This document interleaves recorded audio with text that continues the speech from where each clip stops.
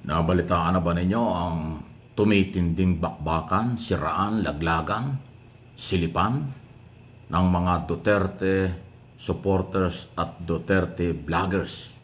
Napakababaw na po ng level ng kanilang away. Hindi lang sa pera, pati sa pagkain. Humba, pinag-awayan na nila. Ngayon, mayroong matindi. Pero ito binabalita ko galing sa inyo, pero hindi ko na ipi-play yung kanilang mga pinagsasabi kasi mga below the belt, tsaka parang unprofessional yung mga galaw. Pero bibigyan lang natin ng paliwanag at opinion itong mga ginagawa nila. Matindi po yung siraan ng mga Duterte supporters talaga. Alam ba ninyo ngayon, si Amy Marcos ay binabanatan na rin, pati si Robin Padilla, actually, pati si Sara Duterte. In-expose na nung vlogger na nasa Amerika na wala nang uma-attend na mga audience sa mga rally kung saan nagsasalita si Sara Duterte. Ayan matinding magkakampi ang mga yan. Sila yung nagpupunta sa The Hague, nagrarally doon, pero ngayon nagkahiwalay na ng landas, ini-expose na mas marami pa yung upuan kaysa sa mga tao. Mas marami pa yung mga bodyguard ni Sara kaysa dun sa audience. Inilabas na ho ng vlogger na DDS dyan sa Estados Unidos. Alam na niyo kung sino yun. Ayaw ko ng pangalanan. Pero meron pa siyang isang expose. Ngayon, kung maniniwala kayo, hindi, nasa inyo yan. Pero ginajustify ko lang ito. Sinasabi ko ito para ma-justify ko sa inyo yung sinasabi kong malalana at tumitindi pa ang away ng mga Duterte vloggers at supporters. Abay, grabe. Totoo kaya yun?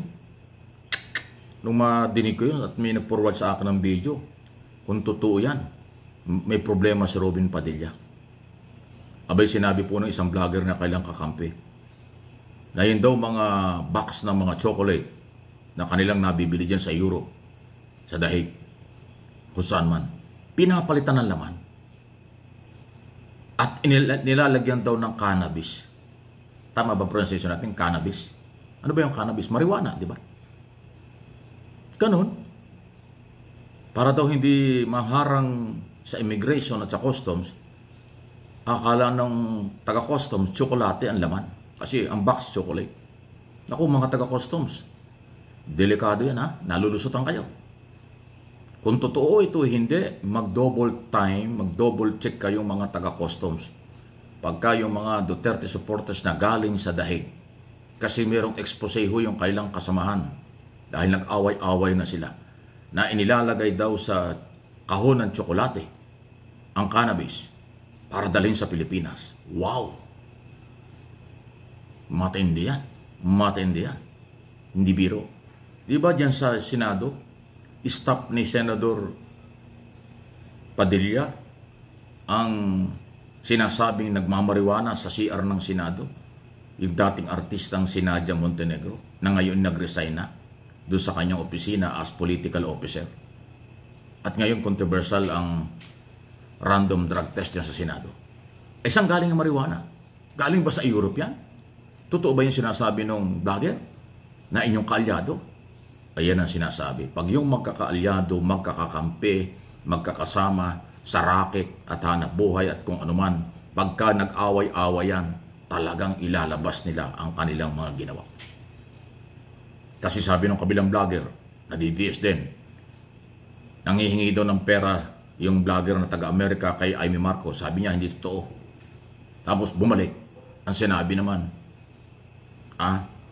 merong illegal na gawain yung mga napupunta sa dahig pag uwi ng Pilipinas. Naloko na.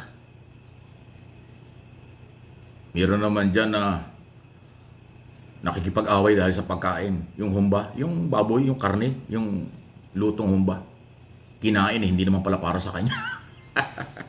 Ang baba na. Nakakatawa na lang Pati ba naman pagkain, pinag-aawayan na nila. Dati pera lang Dati mga, di umano yung mga babae ni Duterte. Diyan nag-umpisa sa mga di umano yung mga malalapit na babae kay Duterte. Doon nag-umpisa yung away na yan. Tapos na-expose na yung may pera pala. May perang galing doon sa kabila, may perang galing sa kabila, pero lahat sila supporters.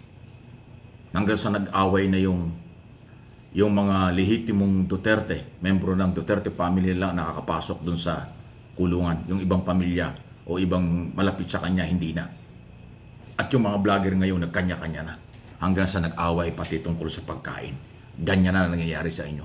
So ngayon, kayong lehitimong mga maka-Duterte, naniniwala ba kayo na meron pang, na lahat kayo ay maka-Duterte o meron talaga naggagamitan lang?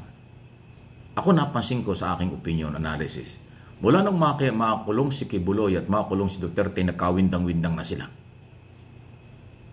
Nung buhay pa, nung nandito pa sa labas si Duterte at Kibuloy, organized sila, di ba? May mga rally, maayos na maayos pang galawan nila walang nagsisiraan Nung makakulong yung dalawang Panginoon nila, nagkawindang-windang na. At ngayon, lalo pang lumalala. Pati marijuana na, babanggit na. Naloko na. Ha? Imported ba yung ginagamit nyo? At kung totoo na merong bakit nababanggit ang pangalan ni Senador Padilla? Ano ba 'yon? Naku. Ay senador ng Republika 'yan. Mahirap 'yon.